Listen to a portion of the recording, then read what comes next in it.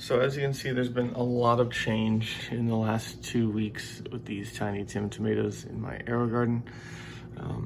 For one thing, I've had to raise the light several times. I might be getting towards the end.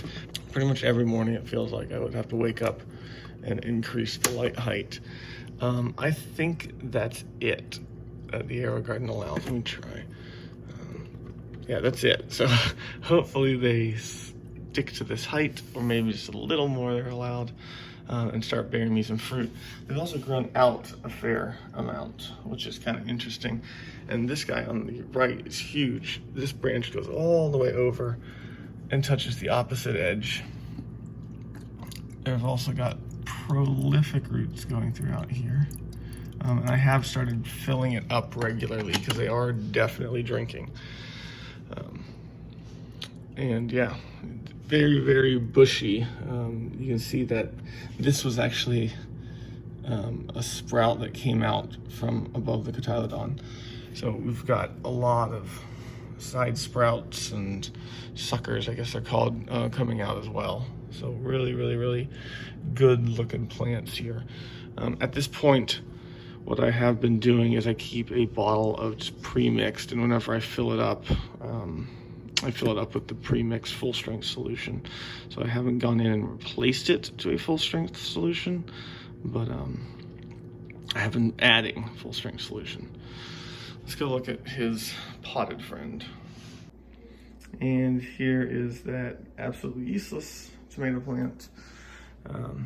If anything, it's gotten even longer than last time.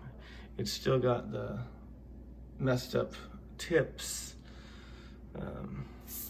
But yeah, I don't think this is gonna actually produce anything. I mean, look at that.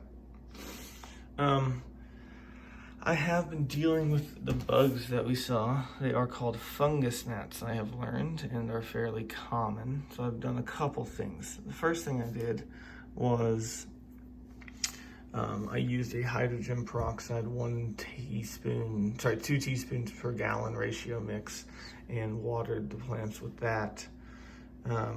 That didn't really fix everything, so I also got pyrethrin, and I have been spraying every 3 days. I've done 2 sprays worth of this pyrethrin to the plant and the soil. Obviously you can see I've got the sticky pads to catch any of the flying ones as well, but it takes a couple applications of that because they do have a life cycle, and basically you're trying to kill every part of that life cycle, which is going to take several applications of this as things happen. But I think that's what's kind of killing off this tomato plant. And also it has officially killed off this Medusa pepper, and I think it is probably pretty close to killing off this poor little Carolina Reaper.